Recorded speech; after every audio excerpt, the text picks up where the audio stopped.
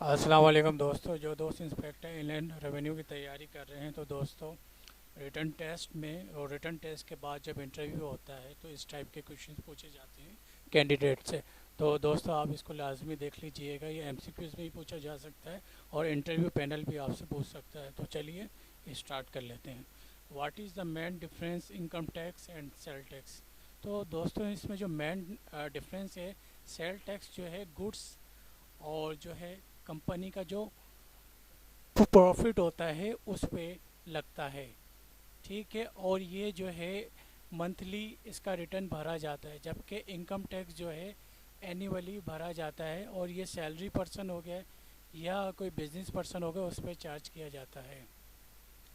और ये दोस्तों इनकम टैक्स ऑर्डिनेंस 2001 के तहत चार्ज किया जाता है, जबकि सेल टैक्स जो है 1990 के तहत चार्ज किया जाता है। अब इसमें याद रखने वाली क्या चीज़ है, सेल टैक्स जो है मंथली चार्ज किया जाता है और इनकम टैक्स जो है एनुअली चार्ज किया जाता है। तो चलिए आगे बढ़ते हैं। What is difference between special tax year and normal tax year. तो दोस्तों जो पाकिस्तान में टैक्स चार्ज किया जाता है तो उसका टैक्स ईयर जो बनता है 1 जुलाई से 30 जून तक, जिसे हम फिजिकल ईयर भी बोलते हैं। इसी तरह दोस्तों स्पेशल टैक्स ईयर भी होता है। यहाँ बाहर मुल्कों में या मुख्तलिफ़ कंपनियाँ जो है स्पेशल टैक्स ईयर में अपना टैक्स देती है, जैसे 1 जनवरी से लेकर दिसंबर 31 तक। तो ये स्पेशल टैक्स ईयर आएगा, लेकिन इसके लिए कमिश्नर इनलैंड रेवेन्यू से जो है अप्रूवल लेनी पड़ती है। जैसे लाइक स्पेशल टैक्स ईयर में कोई सा भी जो है मंथ आप ले सकते हैं, जैसे 1 मार्च से 28 फरवरी। आगे बढ़ते हैं दोस्त। What is difference between residence and non residence in a tax year. तो दोस्तों अभी मैंने आपको बताया कि 1 जुलाई से 30 जून तक जो है ये टैक्स ईयर होता है पाकिस्तान में, जिसे हम नॉर्मल टैक्स ईयर भी बोलते हैं। इस टैक्स ईयर में अगर कोई शख्स 183 डेज पाकिस्तान में रहता है तो वो उसके ऊपर टैक्स चार्ज किया जाएगा। और और ऐसा शख्स जो 183 डेज पाकिस्तान में नहीं रहता तो उसे नॉन रेजिडेंस बोलते हैं, उस पर टैक्स लागू नहीं होगा।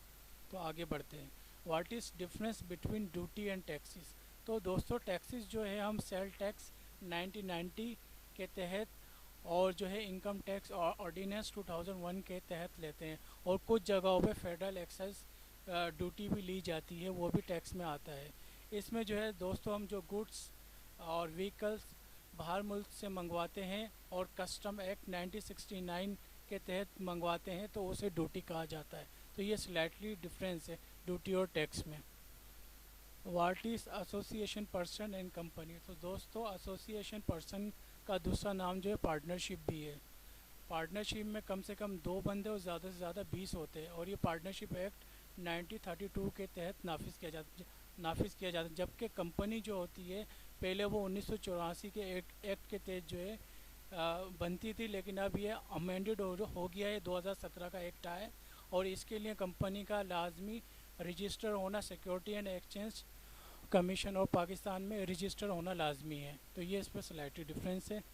तो ये आप दोस्तों लाजमी देख लीजिएगा, इस टाइप के क्वेश्चन इंटरव्यू पैनल भी पूछता है और रिटर्न टेस्ट में भी आते हैं। ओके दोस्तों, अगर आप चाहते हैं कि मैं ऐसी और वीडियो बनाऊं तो चैनल सब्सक्राइब करें, लाइक करें, शेयर करें। अल्लाह हाफिज़।